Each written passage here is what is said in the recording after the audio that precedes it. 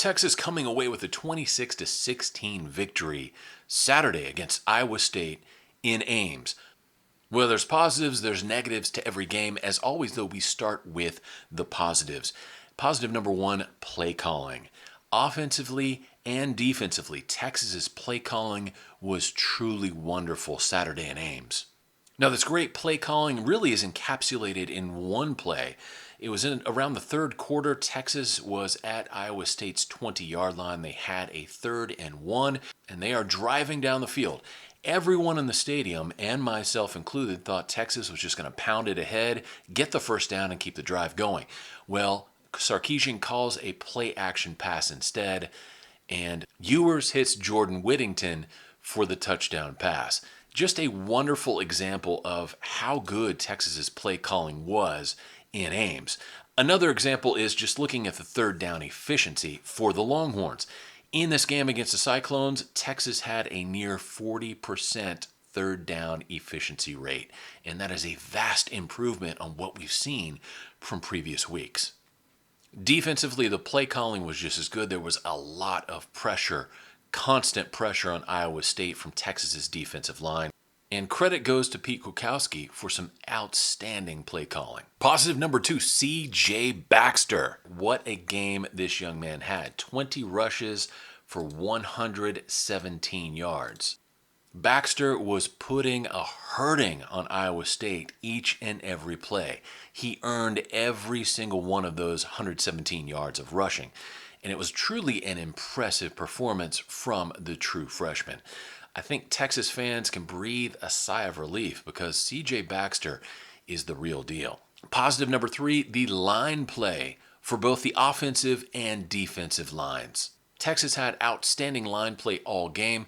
The offensive line was opening up holes for C.J. Baxter, and they were protecting Quinn Ewers quite well. On the defensive side of the ball, they were getting a lot of pressure on Iowa State, constantly disrupting plays in the backfield.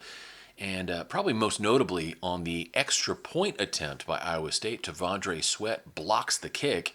The ball's recovered by Austin Jordan for the 2-point return. It was just a wonderful night all the way around for both sides of the ball as far as the line, and hopefully that continues throughout the rest of the season. Areas for improvement. Well, this week there's not so many things to talk about, but there's always areas in which your team can improve. The first one, penalties. Texas had 7 penalties for 54 yards. More importantly, though, 2 of those penalties took a touchdown off of the board. There was a holding call which wiped a touchdown pass off the board, and there was an illegal block in the back which did the same for a punt return touchdown by Xavier Worthy.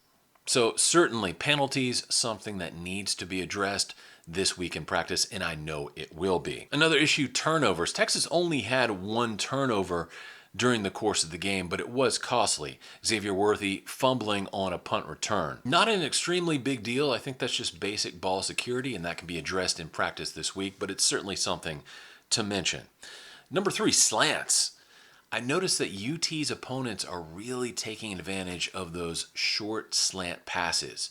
Usually these are being completed for like 7, 8, 9 yards a pop. Texas has had some issues stopping those this season. Now, with Texas Tech coming into DKR Friday night, they're going to be calling a lot of slant passes. So hopefully Pete Kwiatkowski has some things that he can dial up to counteract those slants, at least to some degree. All of these issues, though, the penalties, the turnovers, the slant passes, all of these issues can be, and I'm sure will be, corrected in practice this week. All in all, it was a great game for Texas, winning in an extremely difficult environment in Ames, Iowa. So hats off to the Horns.